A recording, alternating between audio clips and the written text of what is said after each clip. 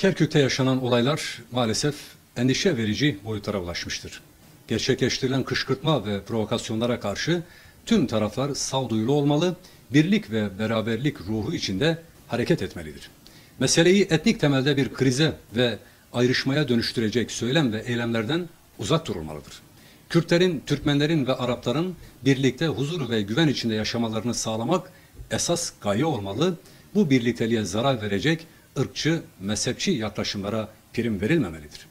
Bütün taraflar birbirlerinin anayasal haklarına saygı göstermeli ve bu haklara riayet etmelidir. Komşu ülkeler de bölgeyi istikrarsızlığa ve çatışmalara sürükleyecek her türlü pozisyondan kaçınmalıdır. Öte yandan Türkiye yalnızca Türkmenlerin değil, bölgedeki Kürtlerin de Arapların da Türkiye Cumhuriyeti vatandaşlarının soydaşı, dindaşı ve kardeşi olduğu bilinciyle kucaklayıcı bir dil ve yaklaşım ortaya koymalıdır.